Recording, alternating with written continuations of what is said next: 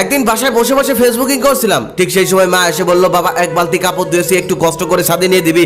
আমি তখন বিরক্তির সাথে মাকে বললাম, দেখছো না কাজ করছি, আমি পারবো না, যাও এখান থেকে। মা তখন বললো, কই কাজ করতেছিস, তুই তো মোবাইল চাপাচাপি করতেছিস। তখন আমি আরো বিরক্তি হয়ে বললাম, যাও নিজের কাজ নিজে করে নাও, একটু শান্তি মতো বসে থাকতে দেখতে পারো না, একটু বসে থাকলে কাজের কথা বলো। তারপর মা সেখান থেকে চলে গেল, আমিও দরজা বন্ধ করে ফেসবুকিং করতে লাগলাম, কারণ দরজা খোলা লাগলে একটু পর পরই আসবে আর ঘ্যানর ঘ্যানর করবে, এটা ওটা করতে বলবে। সেদিনই সন্ধ্যাবেলায় ছাদে গিয়ে একটু বসেছি, এদিক সেদিক চোখ বোলাচ্ছি, ঠিক সেই সময় মায়ের কল দিয়ে বলছে, বাবা কই রে তুই। আমি তখন বললাম, এখানে আসলেও আবার কল দিতে হয়, আমি না তোমাকে বলে আসলাম ছাদে আসছি, ছাদে আসলেও তোমাকে কল দিয়ে জ্বালাতে হবে আমাকে, তাই না? মা তখন নরম সুরে বলল, আমার একা একা ভালো লাগছে না, তুই একটু বাসায় আয়, আয় তোর সাথে একটু গল্প করি। তখন আমি বিরক্তির সাথে বললাম, আচ্ছা যেতে পারি, তবে যাওয়ার পর কিন্তু কোনো কাজ দেওয়া যাবে না, মনে থাকে যেন। তখন মা মুচকি এসে বলল, আচ্ছা কোনো কাজ দিব না, আয় তুই। তারপর আমি বাসায় চলে আসলাম। মা আসার পরে সেই বিরক্তিকর গল্প, যেই গল্পগুলো আমার শুনতে ভালো লাগে না, বারবার শুধু সেই গল্পগুলো আমার সাথেই বলতে হয় তার। আমি তখন ফেসবুকিং শুরু করলাম, কারণ মায়ের ওই পুরনো গল্প শোনার মতো এত সময় নেই আমার। তারপর মা যখন বুঝতে পারলো যে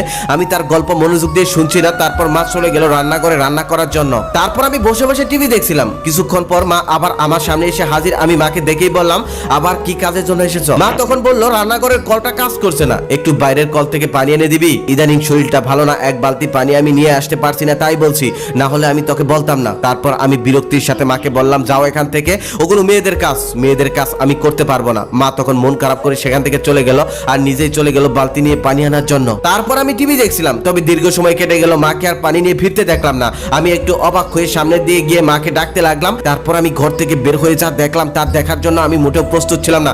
দেখলাম আমার মা টিউবওয়েল পাড়ে পড়ে আছে, রক্তে 4-5টা ভিজে গেছে। এটা দেখার পর আমি কি করব বুঝে উঠতে পারছিলাম না। আমি হতবাক হয়ে গিয়েছিলাম, দৌড়ে মায়ের কাছে গেলাম, মাকে ডাকতে লাগলাম, তবে মা কোনো সারা শব্দই করছে না, কোনো কথা বলছে না, মাথায় কিছুই কাজ করছিল না। শুধু মাকে কোলে করে নিয়ে দৌড়ে রাস্তায় চলে গেলাম। সেখানে যাওয়ার পর একটা সিএনজি আসলো আর সেটাতে তুলে হসপিটালের দিকে রওনা দিলাম। যে হসপিটালে নিয়ে গেলাম, ওই হসপিটালে বাবার পরিচিত এক ডক্টর ছিল, সেখানে নিয়ে যাওয়ার পরেই ভর্তি করে নিল আর ওটিতে নিয়ে গেল। তখন নিজের উপর খুব রাগ হচ্ছিল, পৃথিবীর সবথেকে বড় অপরাধী নিজেকে লাগছিল, কারণ এক বালতি পানি নিয়ে দিলে কি এমন ক্ষতি হতো?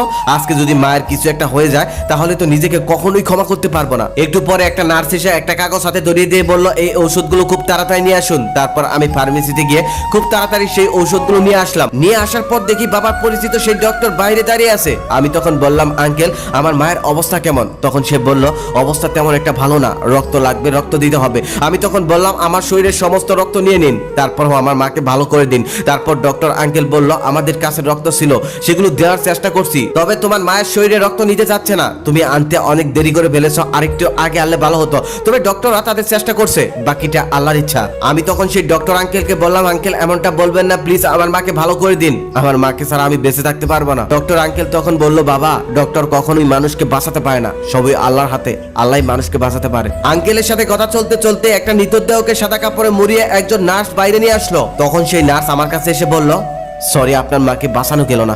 কথাটা শুনে আমি কিছুই বিশ্বাসই করতে পারছিলাম না, সবকিছুই স্বপ্নের মতো মনে হচ্ছিল। ডক্টর আঙ্কেল তখন আমাকে সান্ত্বনা দিতে দিতে বলল, তোমার মাকে আগেও কতবার বলেছিলাম ভারী কাজ কখনোই করা যাবে না, তার শরীর অনেক দুর্বল ছিল, কিন্তু কে শুনে কার কথা? আমি তখন আর নিজের মধ্যে ছিলাম না। এটা কতটা যন্ত্রণা, এটা একমাত্র তারাই বুঝতে পারবে যাদের মা পৃথিবী থেকে হারিয়ে গেছে। আমার পুরো পৃথিবী তখন থমকে গিয়েছিল। সারাটা জীবন যাকে এত অবহেলা করলাম, আজকে তার নিত দেহটাই আমার শরীরের সমস্ত শক্তি কেড়ে নিয়েছে। কাপা কাপা হাতে তখন মায়ের মুখ থেকে সাদা কাপড়টা সরালাম। কোনোদিনই কখনোই এই মায়া ভরা মুখটার দিকে ভালো করে তাকাইনি। কতটা মায়া ছিল এই মুখে, তা আজ দেখতে পারছি। আমি তখন চিৎকার করে আম্মু আম্মু বলে ডাকতে লাগলাম আর বলতে লাগলাম, আম্মু আমি আর জীবনে কখনোই তোমার অবাধ্য হব না, সমস্ত কাজ করে দিব, কখনোই তোমার কথার বাইরে যাব না, তোমার গল্প শুনবো, শুধু একবার তুমি চোখটা খোলো, একবার তুমি আমাকে বাবা বলে ডাকো। তুমি না বলেছিলে আমি নিষ্ঠুর, আমার নাকি কোনো মায়া নেই, আমার চোখে নাকি কোনো পানি নেই, এই দেখো আজ তোমার জন্য আমার চোখে কত পানি। আম্মু একবার ওঠো।